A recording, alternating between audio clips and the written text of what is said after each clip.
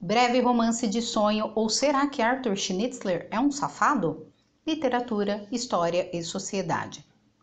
Bem-vindo ao Jornada Cultural. Inscreva-se e ative as notificações para receber avisos dos próximos vídeos. Sua participação é indispensável para ajudar o canal a crescer e incentivar a produção de novos conteúdos. No começo do vídeo para a Sra. Dalloway, informei que em 2023 dedicarei algum tempo à leitura dos autores com os quais nunca tive uma experiência direta, nem mesmo através de um artigo. Nesse vídeo, temos mais uma obra da categoria não lido. Meu exemplar de Breve Romance de Sonho repousava plastificado na estante há mais de 20 anos e, graças ao propósito de explorar novas fronteiras literárias, removi o plastiquinho e fui lendo sem nunca ter ouvido falar de Arthur Schnitzler. Daqui para frente dividirei com você diferentes aspectos dessa experiência. Na primeira parte farei um resumo comentado da obra e na segunda uma análise nas perspectivas cristã, psicanalítica e simbólica, acrescida do contexto histórico e finalizada com uma resposta à intrigante pergunta do título. Afinal, Arthur Schnitzler é um safado? Ok, vamos lá então? Sabe aqueles casais que chegam numa fase do relacionamento que precisam de uma pimentinha para sair da monotonia? Então, Fridolin é um médico vienense, casado com Albertine, tem uma filha de 6 anos. É um casal jovem e bonito, com uma vida estável e confortável. É fim de carnaval e na noite de um baile de máscaras, após Fridolin ser abordado por 2 amigos que não reconhece e Albertine ser paquerada por um galanteador impertinente, o casal se reaproxima como há muito não fazia. O up sexual estimulou o casal a se abrir para confissões picantes. Albertine revela ao marido o desejo que sentiu por outro homem quando estiveram na Dinamarca no verão passado. Fridolin conta que na mesma viagem trocou olhares com uma jovem que utilizava uma cabine de banho na praia. Esse momento de confidências é interrompido por uma ligação. Fridolin precisa ir à casa de um paciente moribundo. Pausa. Hoje é muito comum falar da sexualidade feminina e os estados mais íntimos da mulher. Mas quando o livro foi publicado, há quase 100 anos, fazia pouquíssimo tempo que a psicanálise havia começado a investigar e explicar essas questões, que muito lentamente foram forçando espaço na moral da sociedade da época.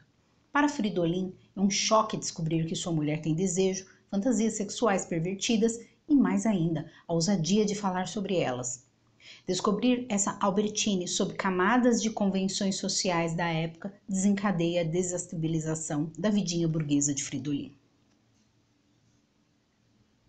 De volta à novela, Fridolin parte acabrunhado e quando chega à casa do paciente, o encontra morto. Junto ao falecido está Mariane, a filha. Embora esteja noiva, revela a Fridolin seus afetos pelo médico. Com raiva de Albertine, ele tenta se aproximar da jovem, mas sente repulsa. Vai embora, mas não quer ir para casa. Errando pelas ruas, atravessa um parque e se estranha com um grupo de estudantes arruaceiros. Aquela afronta o relembra do homem que sua mulher tanto desejou. Dirige-se a uma casa de tolerância, onde encontra a jovem prostituta Mise. No quarto da moça, a coisa não engata e Fridolin se retira. Pela segunda vez, na mesma noite, não consegue se vingar de Albertine. Meu ouvinte, viu só como a pimentinha na relação não resiste à mais singela ameaça de um chifre? Fridolin para num café e reencontra Nachtigall, ex-colega do curso de medicina que havia se tornado um pianista de segunda classe. Ao contar como vinha ganhando a vida, Nachtigall revela com relutância que um dos seus trabalhos é tocar de olhos vendados num tipo de reunião exclusiva, com mulheres nuas e em que todos os convidados trajam fantasias e máscaras. Fridolin fica excitadíssimo, com uma nova e potencial oportunidade de se esbaldar e vingar-se da mulher. Insiste muito para que o amigo dê mais detalhes sobre a festinha privê e saia em busca dos paramentos necessários para adentrar o recinto. Fridolin consegue encontrar uma loja de fantasias tarde da noite. Enquanto é atendido por Gibizé, dono do estabelecimento, ouvem um barulho vindo dos fundos.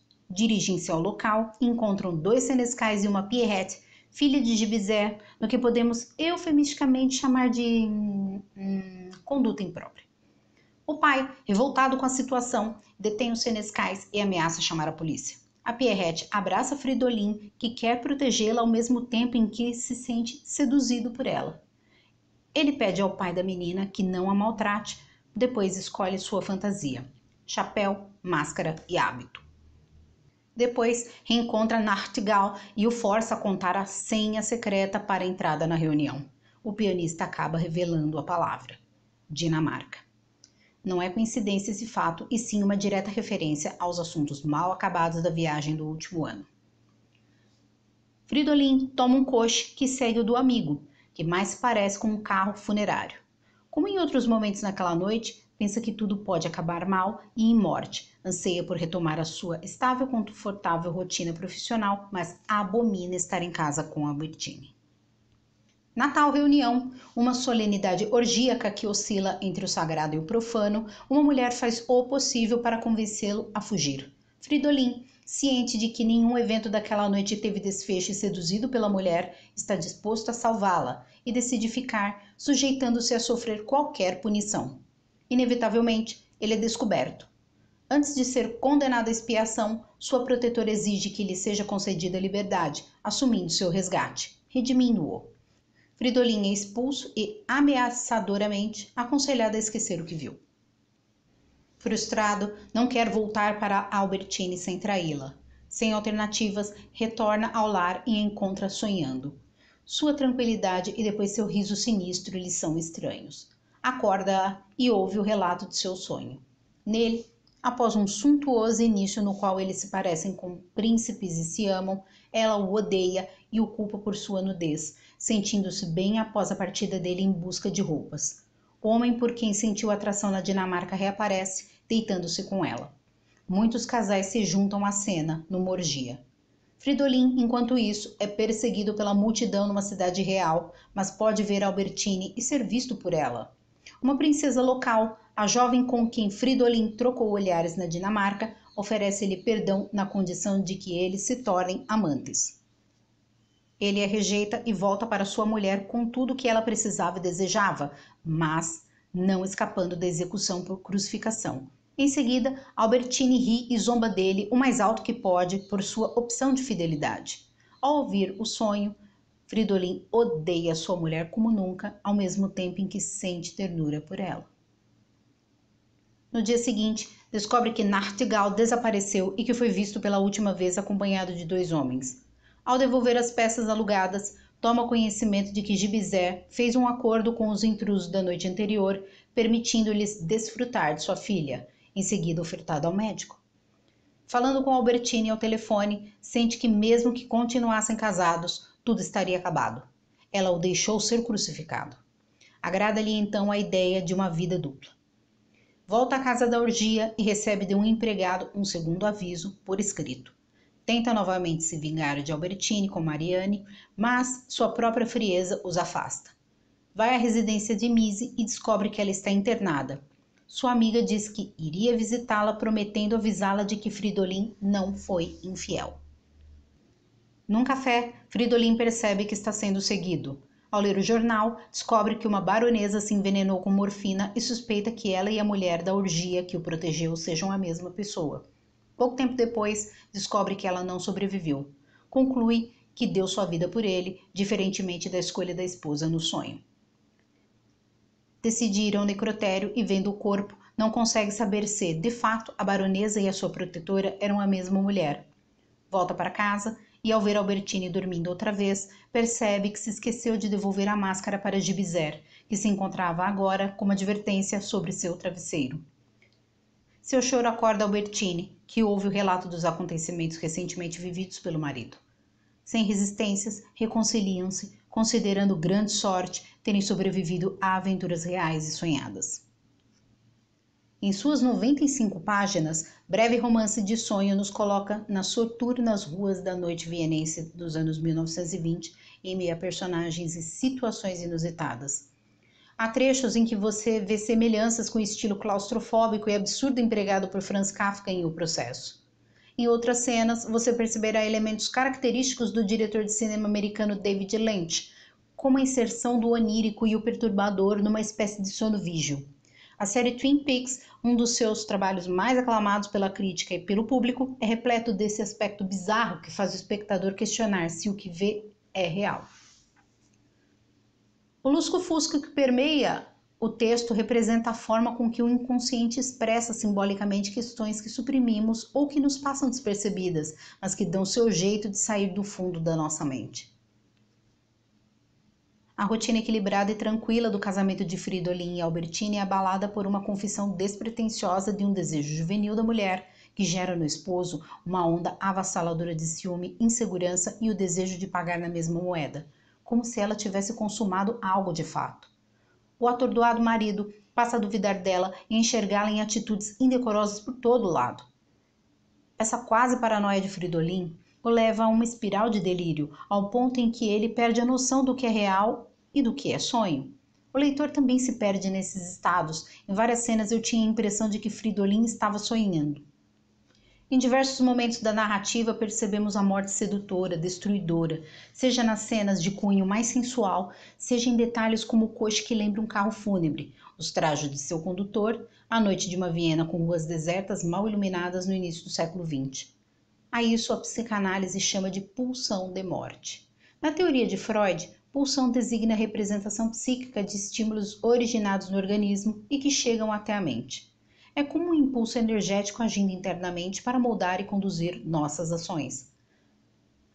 É uma ideia que se relaciona a uma força interna, essencialmente inconsciente, que impele o comportamento humano para determinadas finalidades. Duas pulsões básicas se destacam na teoria psicanalítica. A pulsão de vida, conhecida como Eros, o deus grego do amor, equivalente em certa medida ao Cupido dos romanos. É a tendência do organismo humano para buscar a satisfação, a sobrevivência, a perpetuação.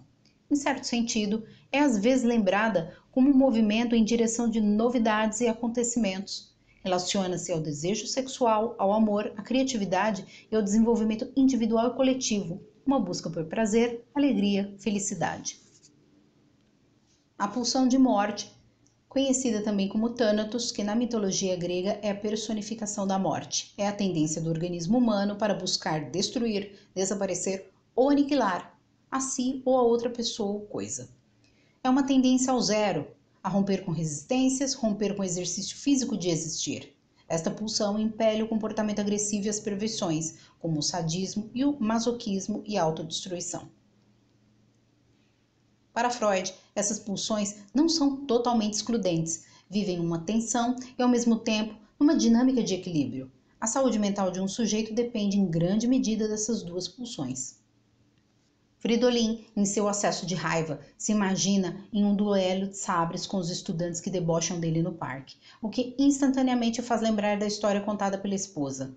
Deseja ter uma pistola para atirar no desconhecido dinamarquês que despertou o interesse de Albertine. Depois, vai atrás da prostituta de pronunciados lábios vermelhos que simbolizam a sedução associada ao perigo. Corre risco mais uma vez ao decidir invadir a festa privativa da qual o amigo lhe falara por descuido, mesmo com a advertência de que sua vida correria perigo se fosse descoberto. Para Fridolin, nada mais importa. O sexo é um forte indicativo de sonho na história. Foi a suposta traição da esposa que levou Fridolin a se jogar alucinadamente na noite atrás de compensação, e ele chega perto de materializar seu desejo algumas vezes. Quando vai com a prostituta até o apartamento dela, mas nada acontece. Quando entra e penetra na festa secreta em que rolava uma orgia, mas é desmascarado. Quando volta novamente ao apartamento da prostituta, mas fica sabendo que ela está doente. Em suas fantasias, ele vê a esposa transando em todo lugar, mas quando ele está próximo de conseguir o sexo que tanto deseja, algo o traz de volta à realidade, como se acordasse de um sonho. Sendo obra sobre sexualidade, Breve Romance de Sonho também trata do desejo, do horror, da falta de controle. Seu personagem principal diversas vezes sente que seus impulsos se aproximam de experiências que podem levá-lo à morte. Não deixa de ser um texto irônico, centrando-se quase ininterruptamente na infidelidade, sem sequer apresentar um ato concreto de adultério. No sentido inverso e desconcertante, nega a existência de fidelidade na dimensão da interioridade. Se esta última é expressa, confessa-se a traição. Se é guardada, trai-se uma segunda vez. Une oposições sem as neutralizar. Na perspectiva do catolicismo, o carnaval é desvelado em toda sua essência concupiscível. É a faísca que dá ignição à história, um baile de máscaras onde o rosto oculto da liberdade para extravasar as paixões sem censuras morais. É dessa fagulha que vem a indiscrição de Albertine e que, num crescendo, levará seu marido a uma suruba. Fridolin está envolto numa atmosfera de tentações sexuais e, a partir daí, deixa-se cegar pelo orgulho ferido e, na busca por uma aventura sexual, é conduzido por um desejo de desforra, de vingança, que fica mais forte quando está atravessando o parque após constatar o óbito do pai de Marianne e passa por um grupo de adolescentes arruaceiros, sentindo-se afrontado por eles. Nas questões disputadas sobre o mal presentes na Suma Teológica, São Tomás de Aquino discorre a respeito dos pecados capitais, gula, avareza, luxúria, ira, inveja, preguiça e soberba. E nelas encontramos explicações muito interessantes sobre os estados interiores desequilibrados experienciados por Fridolin.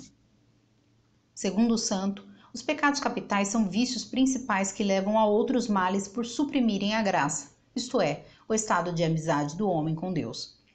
Esses vícios constituem maus hábitos que proporcionam matéria para outros pecados, pois devido à finalidade de uma ação, fazemos o que é errado para alcançar o bem desejado. Como, por exemplo, enganar os outros para obter uma vantagem financeira, que é um aspecto da avareza. Fridolin está claramente acometido de ira, que na sua forma apetitiva se traduz no desejo de se vingar de Albertine. A ira, pela excitação do coração, impede o uso da razão e, por consequência, o exercício da virtude. Sem o uso da razão, Fridolin é incapaz de refletir e concluir que sua ira é injusta. Em busca dessa justiça injusta, expõe-se à luxúria na busca de prazeres sexuais, fazendo com que sua alma se volte ao ato de uma faculdade interior, debilitando as faculdades superiores e desorientando o agir. No caso particular da luxúria, por conta da intensidade do prazer, a alma se desordena e fica deficiente, fazendo a pessoa agir como um bicho, guiada por sensações. Numa ótica simbólica, encontramos alguns elementos interessantíssimos que merecem ser explorados. Temos o nome do ex-colega de medicina de Fridolin, o pianista Nachtigall, que em alemão significa rouxinol. Esse pássaro, segundo o dicionário de símbolos de Jean Chevalier e Alain Guirbrandt, suscita em seu canto o íntimo laço entre amor e morte, correlação bastante explícita na peça Romeu e Julieta de Shakespeare, cujo canto prenotava que se os amantes permanecessem juntos, se exporiam à morte. Um parêntese. Nachtigall representa o próprio Arthur Schnitzler, médico que abandonou a carreira na área da saúde para se dedicar às artes. As máscaras na festa misteriosa impedem a identificação de quem as usa, permitindo assumir uma nova persona sem implicações morais e consequências para a reputação. De face oculta, pode-se extravasar instintos, paixões e apetites sem pudores. Os trajes de monge dos homens e de freiras nas mulheres da festa misteriosa sugerem pela circunstância a profanação do sagrado, a violação dos votos de pureza e castidade. Mas e a pergunta que não quer calar? Afinal, Arthur Schnitzler era um safado? Em vez de responder com base naquilo que li em Breve Romance de Sonho, considerei justo tentar saber mais sobre quem foi esse homem.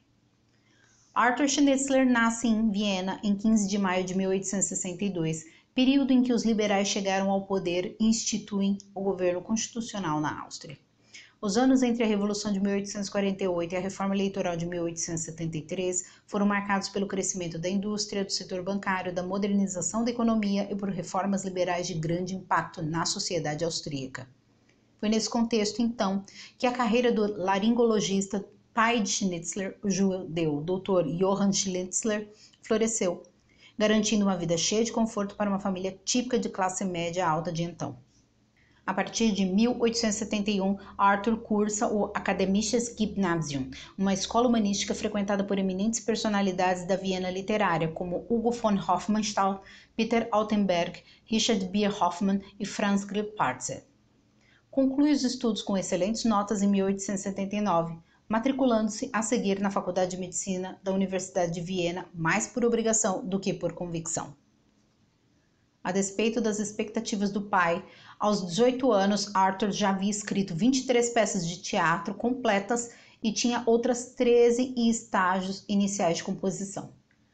Sua primeira publicação, no entanto, não apareceria até 1886, na revista semanal vienense Deutsche Wochenschrift. Em 1882, ingressa no serviço militar como voluntário, onde permanece por um ano. Schnitzler Concluiu seu doutorado em medicina em 1885 e passou a atuar na policlínica dirigida pelo pai até a morte deste em 1893, quando reduziu significativamente sua atuação médica para dedicar-se à carreira de escritor.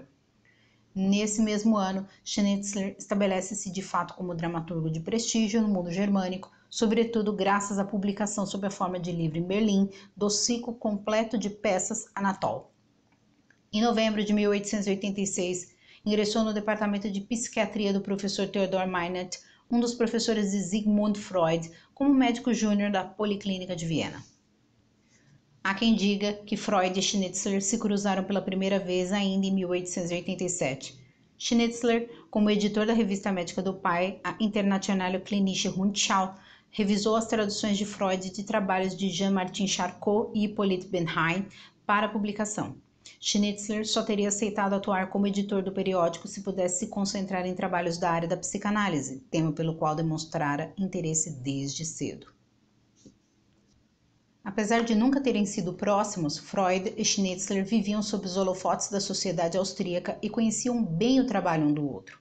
Schnitzler, por exemplo, passou a anotar e analisar os próprios sonhos depois de ler a Traumdeutung, que é a interpretação dos sonhos de Freud, de 1899.